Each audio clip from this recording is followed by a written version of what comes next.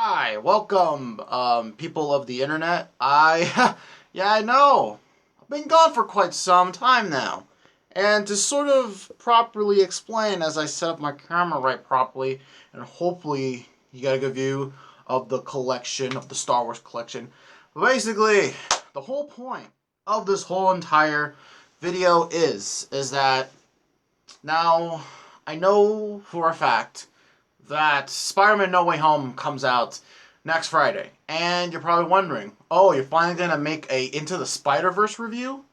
Well, to answer that question, no, this is not an Into the Spider-Verse review, but rather instead, this is sort of my mini review slash sort of explanation as to how The Mandalorian got me not only back into Star Wars, but also how The Mandalorian has also got me into Star Wars television. So, um, yeah, and also another reason is just because I didn't do a review of the first season of The Mandalorian when it was coming out, because you all know I did the episode recaps, which some of you have watched, maybe some of you haven't watched. But the whole point of this whole entire video is is basically, it's basically just going to be me just rambling on about, more Star Wars stuff. And considering that the book of Boba Fett is coming out damn pretty near soon, you're going to have some weekly videos once again before the Spidey Cup series, before the next season comes out, which hopefully will come out soon. Sooner rather than later. You know what, I should probably fix that. It's just to show you I have eyebrows. But to basically sort of explain the timeline events of The Mandalorian, or like when it was coming out, like in the year that was happening. 2019 was, of course, the year of Endgame, of course, the big Marvel train, Spider-Man No Way Home also came out. Or no, Far From Home, excuse me. So Spider-Man Far From Home, of course, came out and all that sort of stuff. And pretty much since then, there really wasn't much in the year for me to look forward to. I mean, Joker was coming out, but I didn't bother to check it out. Also because I couldn't purchase an R-rated a ticket to an R-rated movie. I know that's a piss poor excuse, but I don't fucking care. The whole point is still down, is that there wasn't really much for me to look forward to in the year 2019. And in terms of Star Wars stuff, once again, there really wasn't much stuff for me to look forward to. I mean, I was gonna watch The Rise of Skywalker, and the Rise of Skywalker deserves a whole video on its own. And to sort of go over The Mandalorian, I saw the trailer and all that sort of stuff. I thought it looked okay. I was kind of like, in my state of mind, or my opinion, I'm like, yo, where the hell is my Boba Fett and Kenobi movie? I've been waiting for those for quite some time now, guys. And of course, you're probably wondering, well, shit. Now your question has now been answered, because we're getting Book of Boba, and of course, Obi-Wan next year. Practically, the Book of Boba Fett is practically a 2021 thing rather than a 20. It's a 2022 thing rather than a 21 thing. But didn't watch like the first 5 episodes of The Mandalorian until the Baby Yoda memes kept coming up, and I'm like, you know what? I have to give this a watch. And I got a Disney Plus subscription, and we basically, how far, goes for them. And also, crazy thing is that I don't really update much on my phone, but yeah, Disney Plus has pretty much stayed right there. And yeah, and also this thing's is pretty much a piece of shit. But anyways, we're here to talk about technology, as Patrick would probably smash it and all that sort of stuff. Let's actually kind of talk about The Mandalorian, how this show really got me into, I guess, Star Wars television. But I guess before I should say that, I should probably explain the whole series in a nutshell.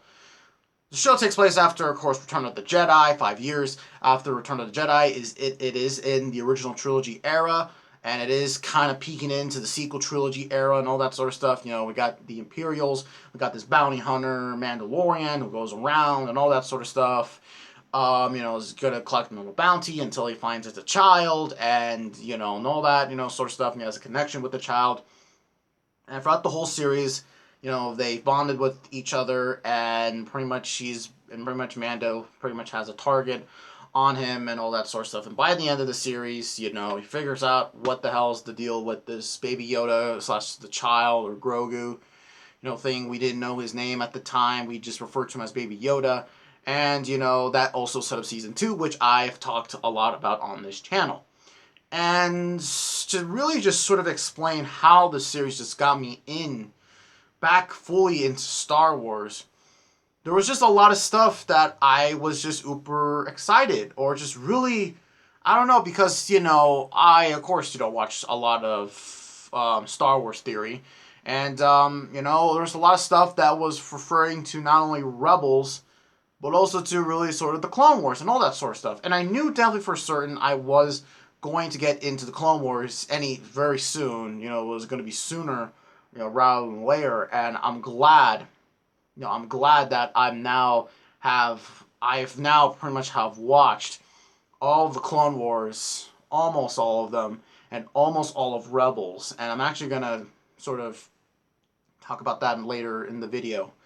But yeah, this show, really, if you ask me, the show, it's really well made, really well directed. We got a lot of big directors, like Dave Filoni, Bryce Dallas Howard, Peyton Reed, I think, did an episode, in this first season.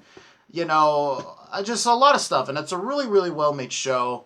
Music's also really great and all that, sort of stuff. And, basically everything else I have to say, it's just really awesome. And it's just something, to perfectly explain this, I was sick and tired of the whole Skywalker shit, and all that sort of stuff. And, once again, a discussion about the sequels and all that sort of stuff will be for another time. But, some of the few criticisms, and I know not everyone loves this show, but some of the dumb criticisms I've seen of this show is pretty much desert planets, Mandalorian walking around, which, okay, shit, what else? This take place after Return of the Jedi, if you know what I'm talking about when I talk about this one. Screw the Scoundrels Cantina. I can't think of any other sort of criticism. But, I know that there's definitely a lot of people that may not see this as all special and all that, sort of stuff. But, I don't know. It's just something that was just like, oh, God. It's kind of like a breath of fresh air. When I saw Rogue One, I remember, I'm like, damn. Damn, I want to see just more of this sort of stuff. I just do not want to see anything else about the Skywalkers, and all that sort of stuff. Which, quite frankly, if you really do think about it, the story was concluded, at least Anakin's story, which that's the only part of the Skywalker saga I care for, and all that sort of stuff. But, once again, that's a discussion for another time.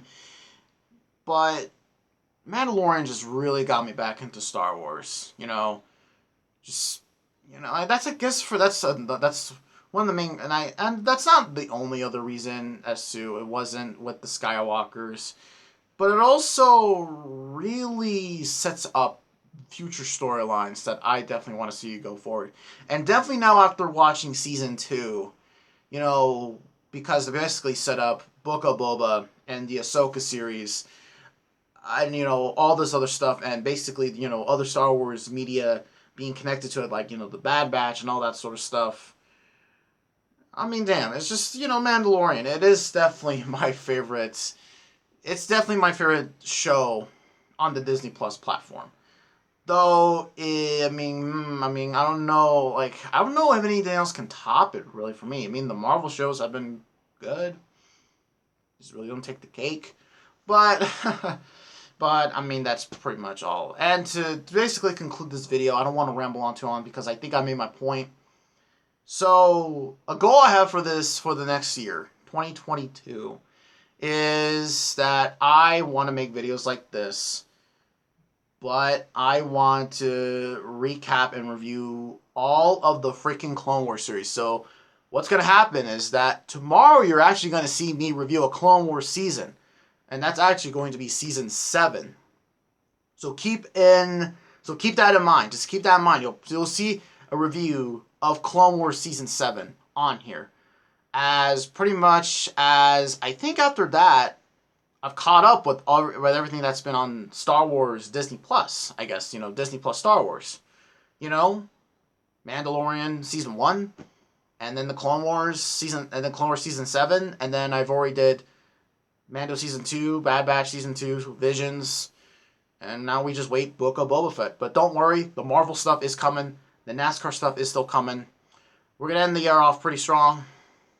And thank you all also for the Daytona 500 2017 video.